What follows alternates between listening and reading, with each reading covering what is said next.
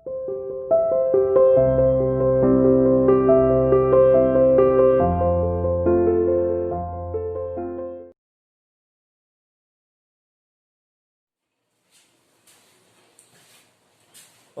बच्चों.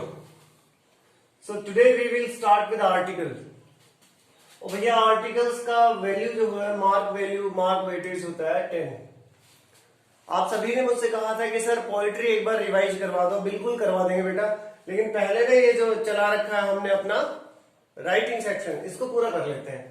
तो हमने क्या क्या सीखा था? 4 मार्क्स में एडवर्टीजमेंट और नोटिस. वहां एक रह जाता है इन्विटेशन. अब बेटा पहले उसको नहीं, पहले इनको करते हैं. इतना काम करते हैं जिससे हम एक टेस्ट में जा सके, एक टेस्ट ले सके. फिर जो एक एक रह जाता है उसको पूरा करेंगे. ठीक है. तो इसमें क्या है बेटा, डिबेट और स्पीच तो हटा दी गई है इस साल. ना डिबेट आएगा ना स्पीच आएगी. अब बचे अपने पास आर्टिकल और रिपोर्ट. तो आर्टिकल सीखते हैं. 10 मार्क्स का वैल्यू है. अब क्या करते हैं आप बच्चे लोग कि आर्टिकल जैसा भी मिला उसको लिखना शुरू कर दिया. जो मर्जी लिखते चले गए. कोई फॉर्मेट सही नहीं, कुछ और सही नहीं. तो आर्टिकल कैसे लिखा जाए? देखो वो एग्जाम में आपसे मांगेगा राइट इन आर्टिकल कितने 150 या 180 to 200 वर्ड्स का वो बोलेगा. This will be the minimum range. He might demand more than that, but this will be the minimum. 10 marks इसका वैल्यू होगा. अब आइएगा कि ऐसा क्या है कि क्या क्या फीचर्स होते हैं, क्या क्या चीजें हमें अपने ध्यान में रखनी चाहिए. ठीक है.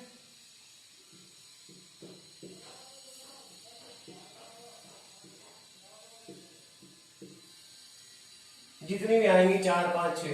सबसे पहले तो देखो जो भी अच्छा हम एक पेज ले लेते हैं. सपोज ये हमारा बेटा पेज है. This is my page. ठीक है. अब इस पेज को किस तरह से हम डिजाइन करेंगे, कैसे एक आर्टिकल लिखे. सबसे बड़ी चीज तो सबसे ऊपर आप क्या बताते हो, जैसे कि उसने दिया है एग्जाम में या क्वेश्चन में जो दिया गया है, मतलब वही टाइटल आपको यहां बनाना है. और यहां पे चाहे तो बाय करके और लिखने वाले का नाम लिख सकते हो. जैसे मान लीजिए कुछ भी उसका नाम था, या आप बाय ना भी लगाएं. सपोज आपने बाय नहीं लगाया, सिर्फ ये लिखा ABC. ठीक है. जैसे मान लीजिए टाइटल था भाई डॉरी सिस्टम.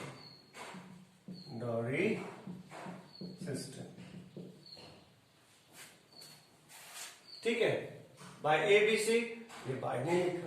अब देखो कुछ चीजें मैं बोलता हूं. लैंग्वेज जो है, लैंग्वेज कैसी हो, सिंपल अंडरस्टैंडेबल लैंग्वेज.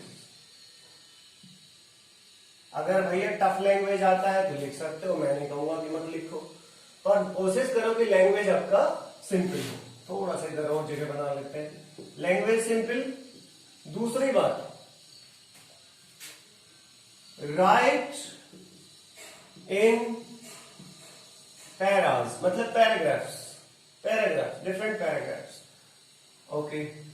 तीसरी बड़ी बात, लैंग्वेज शुड बी, हाँ बच्चे, फॉर्मल.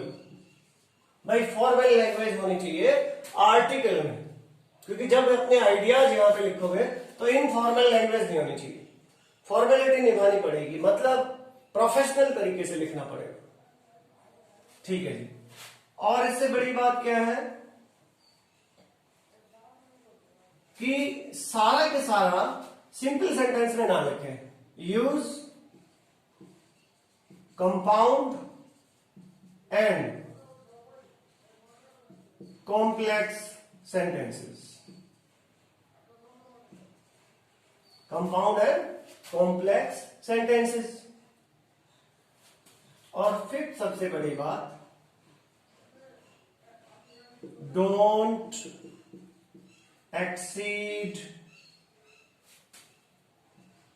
The limit. मैं थोड़ा और क्लियर लिखता हूं.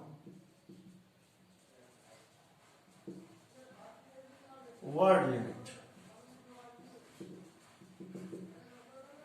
Don't exceed the word limit. ये 5 चीजें ध्यान रखनी है. सिंपल लैंग्वेज हो, राइट इन पैरास, और भाई language should be formal, use compound and complex sentences, don't exceed the word limit. Understand? ये 5 चीजें लिखनी है। अब देखो यहां आता है ओरिजिनल डिजाइन कैसा रहेगा। आपने ये लिखा तो बेटा इसको 3 हिस्सों में कम से कम लिखना है, 3 पैराग्राफ में। पहला वाला जो पैरा आप लिखोगे, सपोज करो ये पहला पैरा था आपका यहां तक, इसमें इंट्रोडक्शन लिखना होता है। मतलब जिस टॉपिक पे लिख रहे हो उसका टॉपिक का इंट्रोडक्शन देना, यानी वो टॉपिक क्या है, कैसे है, ठीक है।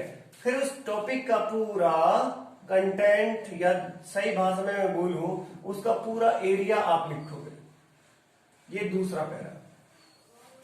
और जो तीसरा पैरा होगा उसमें आप जो भी बात कर रहे थे उसका कंक्लूजन दोगे।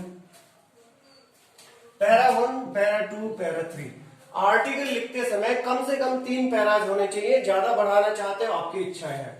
और पैरा चेंज होने चाहिए विद द लाइन चेंज। एक लाइन पूरा छोड़ सकते हो या आधी लाइन काट के यहां से शुरू कर सकते हो। ध्यान रखना, फिर दोहराता हूं, ऊपर टाइटल बनाएंगे, इधर नाम लिखेंगे, इंट्रोडक्शन देंगे, कंटेंट लिखेंगे और नीचे कंक्लूजन देंगे। इंट्रोडक्शन अलग पैरे में होगा, कंटेंट एरिया या उस चीज का जिक्र, we are mentioning that what actually that thing is and what happening in the particular areas, वो यहां पे लिखेंगे। और जब भी उसका कंक्लूजन देना होगा, उसके निष्कर्ष पे पहुंचेंगे, उसके बारे में हम बातें करेंगे, उसका रिजल्ट देंगे, तो तीसरा पैरा होगा। तीनों पैरे अलग अलग करके लिखना। लैंग्वेज सिंपल होनी चाहिए, फॉर्मल लैंग्वेज में लिखना है। कंपाउंड और कॉम्प्लेक्स सेंटेंसेस, यानी छोटे छोटे नहीं बनाने, थोड़े बड़े सेंटेंसेस बनाने की कोशिश करो जिसमें कनेक्टर जोड़ के बढ़ाया जा सके, ठीक है। और भैया वर्ड लिमिट से ज्यादा मत जाओ, चाहे उससे थोड़ा बहुत कम रह जाए। आपको ऐसा लगता है कि आपको एक आइडिया याद आ गया, उस आइडिया पर आप लिखे जा रहे हो, लिखे जा रहे हो, लिखे जा रहे हो, दूसरे का आइडियाज पे आप काम ही नहीं कर रहे हो, ठीक है। कुछ पॉइंट्स याद आ गए तो एक ही पॉइंट पे आपने इतना बड़ा लिख दिया, इससे कोई फायदा नहीं होगा। सटीक लिखें, फॉर्मल लिखें और लिमिटेड लिखें, और ज्यादा से ज्यादा पॉइंट इंक्लूड करें। यूं नहीं एक ही पॉइंट पे बहुत ज्यादा लिखें, ज्यादा पॉइंट पे थोड़ा थोड़ा लिखें, ये ज्यादा इंपॉर्टेंट है। और एक और बात बतानी है, जो भी पॉइंट्स आपके दिमाग में आ जाए, जैसे डोरी सिस्टम का टॉपिक मिला, आपके दिमाग में बहुत सारे पॉइंट आ गए भाई। सबसे पहले तो आपके पॉइंट यही आया कि डोरी सिस्टम है क्या, बता दिया भाई, दहेज देने की एक प्रथा है, ये है सदियों से चली आ रही है, सिंस एजेस, ऐसे आपने एक पॉइंट बना लिया भी एजेस है। दूसरा आपने कहा इलिटरेसी भी इसका कारण है, ठीक है। फिर आप बोले कि सोशल स्टैंडर्ड हो गया है लोगों का, दहेज लेना देना, समझ गए बच्चे। ऐसे करके आपके पास बहुत सारे पॉइंट आ जाएंगे। तो पहले अपने पॉइंट्स लिख लो, जो टॉपिक लिखना है उसमें अपने पहले पॉइंट्स लिख लो, फिर उस पॉइंट्स को सही ऑर्डर में डालो। जैसे सिंस एजेस ये पहला होना चाहिए था, सोशल स्टैंडर्ड ये दूसरा होना चाहिए था, इलिटरेसी ये तीसरा होना चाहिए था। तो पहले सारे लिख लो और फिर इसका कंक्लूजन भी लिख लो। जैसे मान लो भाई 8-10 आइडिया हो जाते, 8-10 पॉइंट हो जाते, 10वें पॉइंट में मैं लिखता कि भाई लिटरेसी से ये काम हो सकता है, ठीक है, स्ट्रिक्ट लॉ होने चाहिए, है? कानून इसके खिलाफ जबरदस्त हो, सख्त हो। तो ये सब पॉइंट है, इन पॉइंट्स को लिख के फिर इन पे चीजें लिखते हैं। फिर हमें ये सोचना होता है इंट्रोडक्शन में ये पॉइंट लिख सकते हैं भाई, ये उसके पूरा हैपनिंग एरिया है, ये सब इसके एरिया है, यहाँ इसका जिक्र कर सकते हैं, वो करिए। और जब आपको लगे कि ये बातें कंक्लूजन में कहनी है कि भाई ये होना चाहिए, ये होना चाहिए, तो वो नीचे लिखे। तो पहला 3 हो, सिंपल लैंग्वेज का इस्तेमाल करें और हमेशा पहले पॉइंट्स निकाल लें, फिर लिखना शुरू करें और पॉइंट्स को सही ऑर्डर में ले लें, ठीक है बेटा। तो इस तरह से आपको लिखना है आर्टिकल। मैं आपको 2 आर्टिकल भेज रहा हूं, दोनों आर्टिकल को पहले पढ़िएगा और फिर किसी एक टॉपिक पे आर्टिकल लिखिएगा। वो टॉपिक मैं आपको अभी बता देता हूं। आपको एक आर्टिकल लिखना है, यहां लिख रहा हूं मैं, ये आपका होमवर्क है। आपको एक आर्टिकल लिखना है कोविड-19